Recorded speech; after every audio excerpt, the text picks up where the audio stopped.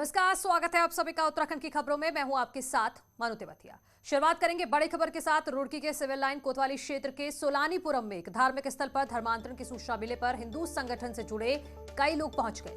आरोप है कि लोगों ने धार्मिक स्थल पर जमकर मारपीट और तोड़फोड़ की है। सूचना मिलते ही मौके पर पहुंची पुलिस ने मामले को शांत करवाया। इस दौरान 5 लोग घायल हो गए हैं, जिन्हें उपचार के लिए अस्पताल में भर्ती करवाया गया है। वहीं एक युवक की हालत गंभीर बताई जा रही है, उसे हायर सेंटर रेफर कर दिया गया है। पुलिस ने पीड़ित पक्ष की तहरीर के आधार पर 7 नामजद समेत 100 से ज्यादा अज्ञात लोगों के खिलाफ मुकदमा दर्ज कर लिया है। पुलिस फिलहाल पूरे मामले की जांच पड़ताल में जुटी हुई है। संबंध में तहरीर आई है, सोलानीपुरम एरिया में ये घटना हुई है, जिसके संबंध में जो भी इसमें लिखित तहरीर है इसमें विधि सम्मत कार्रवाई की जा रही है और तो तत्काल इसमें अभियोग पंजीकृत करके जो भी धाराएं हैं उसके हिसाब से कार्रवाई शुरू होने के पहले ही हमने जैसे स्टार्ट होने के पहले जय श्री राम वंदे मातरम के नारे लगाते हुए तकरीबन 400-500 गिन नहीं सकते थे, इतने लोग थे। तो वो लोग ऊपर आए और बिल्कुल आते ही मारने लगे और सब चीज़ तोड़ दिया।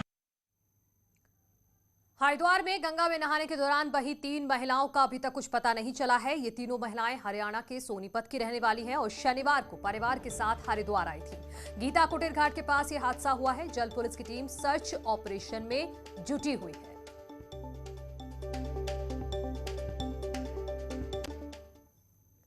चमोली के त्रिशूल पर्वत पर एवलॉन्च की जद में आए नौसेना के चारों ट्रैकर्स के पार्थिव शरीर को एयरफोर्स के विशेष विमान द्वारा नेवी हेडक्वार्टर के लिए भेज दिया गया है, जहां से बाद में उनके पार्थिव शरीरों को उनके घर भेजा जाएगा। शुक्रवार की सुबह मिशन माउंट त्रिशूल के दौरान समिट पॉइंट से पहले हिमस्खलन होने से 5 नौसेना के ट्रैकर्स के साथ ही एक शेरपा इसकी जद में आ गए थे, जिसके बाद यहां सेना द्वारा लगातार सर्च ऑपरेशन चलाया गया। जिसके बाद शनिवार को बर्फ में चारों शवों को देखा गया था और आज सुबह सेना द्वारा हेलीकॉप्टर की मदद से इनको रेस्क्यू कर जोशीमठ लाया गया, जहां पोस्टमार्टम के बाद उनके शवों को सेना को सौंप दिया गया है। वहीं एक ट्रैकर और एक शेरपा की तलाश अभी भी जारी है।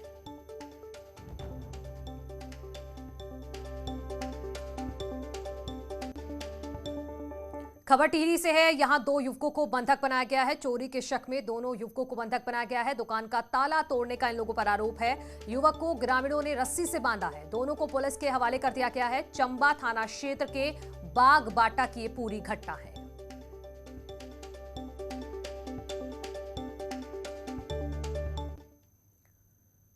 देहरादून में 4600 ग्रेड पे के लिए पुलिस के परिजनों का प्रदर्शन जारी है। सीएम आवास कूच के लिए निकली महिलाओं को पुलिस ने रोक लिया, लेकिन महिलाएं वहीं बैठकर प्रदर्शन कर रही हैं।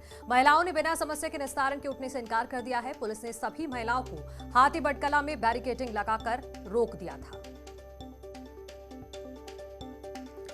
तो ये बड़ी खबर हम आपको बता रहे हैं देहरादून से, जहां सीएम आवास कूच के लिए निकली महिलाओं को पुलिस ने रोक लिया है, लेकिन महिलाएं अडिग हैं। महिलाएं वहीं बैठ गई हैं, वो प्रदर्शन कर रही हैं। महिलाओं का कहना है कि बिना समस्या के निस्तारण के वो नहीं वहां से हटने वाली है। पुलिस ने सभी महिला को हाथी बटकला में बैरिकेडिंग लगाकर फिलहाल रोका हुआ था। तो पुलिस के परिजनों का प्रदर्शन यहां पर चल रहा है देहरादून में।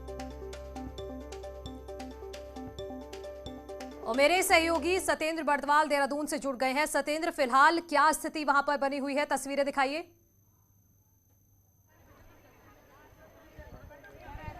बिल्कुल मनु, आप देख सकते हैं कि अभी भी महिलाएं यहाँ बैठी हैं। 4600 ग्रेड पे को लेकर महिलाओं का साफ तौर पे कहना है कि 4600 ग्रेड पे नहीं मिलता है तो तब तक ये उठेंगे नहीं।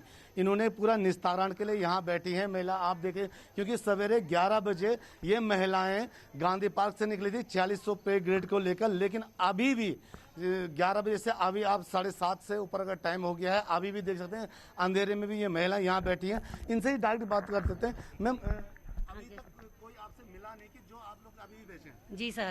जी सर, कोई नहीं मिला तो कोई नहीं, हम वेट करते हैं। बोल रहे हैं आज संडे है, कोई नहीं, कल मंडे 12 बजे बाद मंडे आ जाएगा। कल सुबह तक वेट करते हैं, देखते हैं मंडे में क्या डिसीजन रहता है इनका। और देखिए सर, बहुत ही दुर्भाग्यपूर्ण का विषय है कि हमारी उत्तराखंड। आप रात भर यहीं बैठे रहे? हाँ जी हाँ, बिल्कुल यहीं बैठे हैं हम।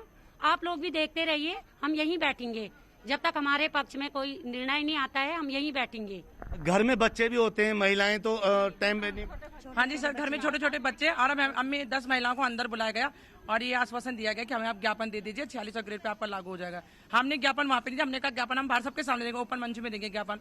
जब यहाँ पे किसी की गारंटी देने की बारी आई तो वो सर लोग मुकर गए। अब कांस्टेबल की वाइफ से कैसे बोले कि आप गारंटी दिला दीजिए महिलाओं को? आप अधिकारी लोग 4600 ग्रेड पे में कुछ बोल नहीं पा रहे एक शब्द, तो आप मेरे को कैसे बोल सकते कि मैं इनको कन्वेंट करके इनको बोलूँ कि 4600 ग्रेड पे हमारा लागू चलेगा? ऐसा नहीं होगा सर, इनकी मनमानी हम कब तक सहेंगे? आज जब तक हमारे डीजीपी सर नहीं आते हम उठेंगे नहीं आते।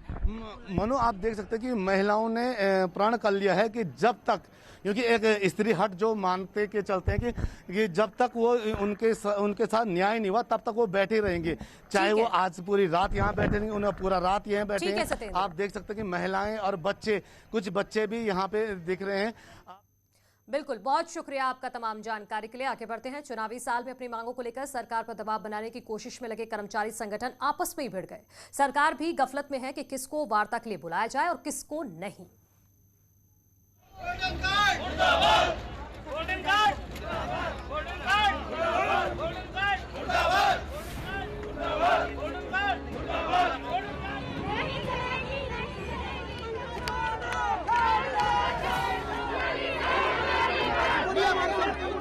गोल्डन कार्ड की खामियों को दूर करने, पुरानी पेंशन व्यवस्था को बहाल करने समेत कई मांगों को लेकर आंदोलन कर रहे कर्मचारी नेता आपस में बंट गए हैं। एक और उत्तराखंड कर्मचारी शिक्षक समन्वय समिति तो दूसरी ओर उत्तराखंड अधिकारी कार्मिक शिक्षक महासंघ कर्मचारियों का नेतृत्व करने का दावा कर रहा है। महासंघ ने 1 अक्टूबर को 22 सूत्रीय मांग पत्र शासन को सौंपा, तो समन्वय समिति से जुड़े नेता कर्मचारियों ने भी 5 अक्टूबर को रैली निकालने का ऐलान किया है। दोनों ही एक दूसरे पर आरोप प्रत्यारोप लगा रहे हैं।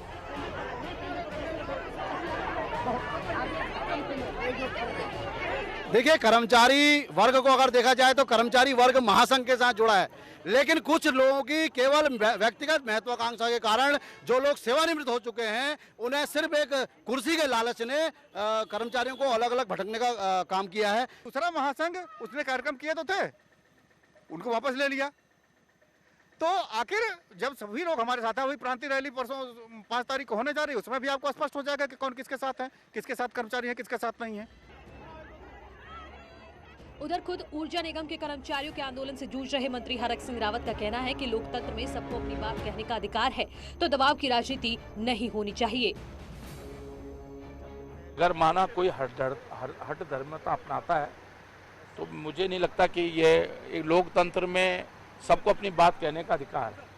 लेकिन बेसिकली चाहे मैं हूँ चाहे कोई भी हो, हम सब एक कहीं न कहीं हम कुछ नियम कायदे कानूनों में बंधे हुए हैं। कौन असली कौन नकली के शोर शराबे में कामकाज तो प्रभावित हो ही रहा है। आम कर्मचारी की समस्याएं भी गुम होती नजर आ रही हैं। हालत ये है कि शासन दोनों संघों की अलग अलग मीटिंग भी बुला चुका है, लेकिन यूनियनों में एका न होने के कारण कोई ठोस नतीजा नहीं निकल पाया। देहरादून से सत्येंद्र बर्तवाल के साथ सुनील नवप्रभात की रिपोर्ट। 6 अक्टूबर से उत्तराखंड में बिजली कर्मचारियों की हड़ताल के समर्थन में all India power engineering federation के अध्यक्ष शैलेश दुबे देहरादून पहुंचे। वहीं मीडिया से बातचीत के दौरान शैलेश दुबे ने कहा कि उत्तराखंड की सरकार और निगम प्रशासन कर्मचारियों के हितों के बारे में जल्द ही फैसला लेगी। कर्मचारी हड़ताल पर नहीं जाना चाहते हैं, लेकिन निगम प्रबंधन की लापरवाही के चलते कर्मचारी मजबूर है। उन्होंने कहा है कि पिछली बार मांग जल्दी पूरा करने की बात कही गई थी, लेकिन अब कर्मचारियों का धैर्य जवाब दे रहा है। लाउडली कहा था ऊर्जा मंत्री जी ने कि जो पावर कॉर्पोरेशन के लेवल की मांगे हैं वो 15 दिन में और जो गवर्नमेंट के लेवल की मांगे हैं वो 1 महीने में। पर्टिकुलरली जो एसीपी की मांग है 9 साल, 14 साल, 19 साल, लिखित समझौता है कि 1 महीने में उसके आधार पर आदेश कर दिए जाएंगे। आज 2.25 महीने से ज़्यादा हो गया, तो बिजली कर्मियों का धैर्य जो है कितनी बार उसकी परीक्षा ली जाएगी। गांव-गांव कांग्रेस अभियान का आज आखिरी दिन है और इस दौरान कांग्रेस नेताओं का हर वो रूप दिख रहा है जिसके दम पर कांग्रेस 2022 में सत्ता की कुर्सी पाना चाहती है। और प्रत्येक न्याय पंचायत में 5 से 6 गांव हैं। इसमें तमाम हमारे जो वरिष्ठ नेतागण हैं, कार्यकर्ता हैं, सभी लोग जो है रात्रि प्रवास कर रहे हैं। केवल रात्रि प्रवास ही नहीं कर रहे हैं, वहाँ जाकर जनता से संपर्क स्थापित कर उनकी जो परेशानियाँ, उनकी जो समस्याएं हैं, उस पर विचार विमर्श कर रहे हैं। वहीं बीजेपी का कहना है कि कांग्रेस अब ढोंग करने पर उतर आई है। अब उसे सैनिकों की याद आ रही है, जबकि उसके नेता सर्जिकल स्ट्राइक पर सवाल उठाते रहे हैं। इस बार कांग्रेस की जमानत जब्त हो जाएगी। कांग्रेस की लगातार जो कांग्रेस ढोंग कर रही है, राजनीतिक ड्रामा कर रही है, लोगों के घरों पे जाके वहां सैनिकों की बात कर रही है, दलितों की बात कर रही है। ये लोग जो सेना के शौर्य पे सवाल उठा रहे थे, इस बार इनका मुकाबला एक युवा मुख्यमंत्री पुष्कर सिंह धामी से है, जो धाकड़ मुख्यमंत्री हैं। धाकड़ है, धामी धाकड़ है। चिंता मत कीजिए, इस बार आपकी जमानतें जब्त कराएंगे। गांव-गांव अभियान से कांग्रेस बेहद उत्साहित नजर आ रही है, जबकि बीजेपी उसके अभियान को एक फ्लॉप शो बता रही है। न्यूज़ 18 के लिए देहरादून से भारती सकलानी की रिपोर्ट। धामी सरकार में कैबिनेट मंत्री गणेश जोशी ने न्यूज़ 18 को दिए इंटरव्यू में एक बड़ा खुलासा किया है। जोशी ने पहले मंत्री नहीं बनाए जाने के सवाल पर कहा कि वो पहले राजनीति के शिकार हुए, इसीलिए वो मंत्री नहीं बन पाए। सर, आप इतने मजबूत नेता अगर हैं तो मंत्री बनने में इतना टाइम क्यों लग गया? आपको 15 साल वेट करना पड़े, 15वें साल में आप जाके मंत्री बने। देखिए, विधायक जनता बनाती है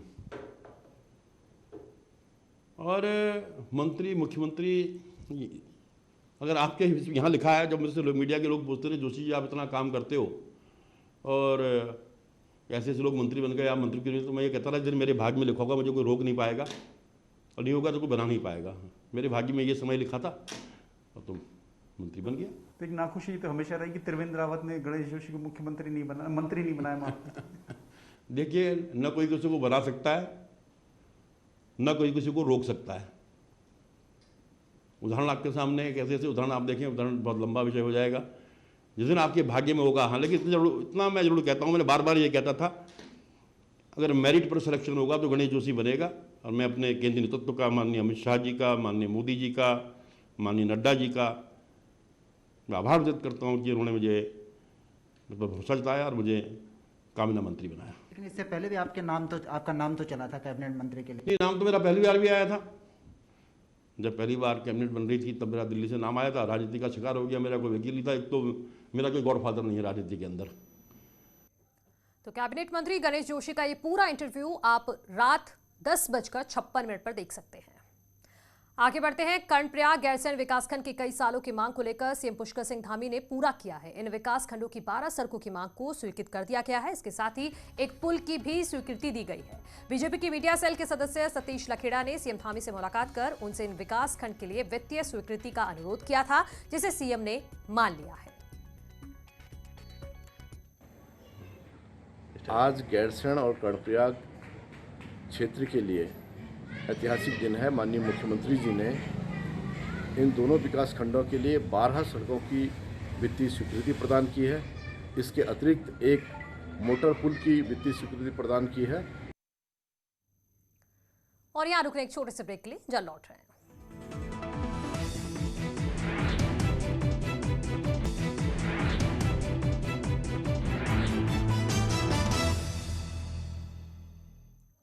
एक बार फिर आप सभी का स्वागत है। पहाड़ में पर्यटन को लेकर पुलिस से लेकर जिला प्रशासन दावे भले ही खूब करता हो, लेकिन इस वीकेंड पर नैनीताल में ना ट्रैफिक का कोई प्लान दिखा और ना ही अधिकारियों की कोई व्यवस्था धरातल पर उतर सकी। 3 दिनों की छुट्टी में नैनीताल पूरी तरह से अव्यवस्थाओं की भेंट चढ़ गया। सड़कों पर गाड़ियां रेंगती रहीं, जिसको जहां भी जगह मिली वहां पर गाड़ी लगा दी। उसने वहां पार्किंग स्थल ही बना दिया। माल रोड से लेकर मस्जिद चौराहे तक पर्यटक से लेकर स्थानीय लोग परेशान रहे, तो नियमों का हवाला देने वाले अधिकारी भी कम ही सड़कों पर दिखे। ऐसा लग रहा है ऑल द बहुत भीड़ है, बट स्टिल पीसफुल लग रहा है बिकॉज यहाँ का वेदर अच्छा है। क्योंकि हम जहाँ से आए हैं that is Gurgaon, and Gurgaon Delhi में एवरीबडी नोज कितनी गर्मी होती है। प्रशासन को ये ध्यान रखना चाहिए कि जाम ना लगे, जो भी व्यवस्था करी जाए उससे जाम ना लगे और गाड़ियाँ जो हैं वो चलती रहें, कम से कम होटल तक पहुँचने में मुश्किलात ना आए। नहीं, ये बात आपकी सही है। जब भी यातायात पर्यटक स्थलों में इस प्रकार की बातें आती हैं, हमेशा चीज़ें अनुमान से कम और ज़्यादा हो जाती हैं। ये एक व्यवहारिक दिक्कत है, ऐसा ना हो इस बात के लिए प्रयास किया जा रहा है।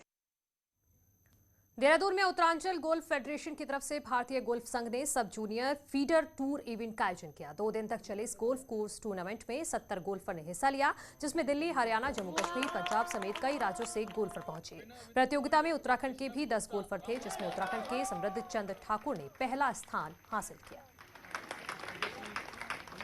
आज देहरादून में एक नेशनल गोल्फ टूर्नामेंट हुआ था जिसमें मैं गोल्ड मेडल प्राप्त किया। इसमें लगभग 75 बच्चे थे और मैं अपनी कैटेगरी बी में फर्स्ट आया। और इसी के साथ उत्तराखंड की खबरों में इतना ही। एक छोटा सा ब्रेक, उसके बाद देखिए गेम्स ऑफ करती।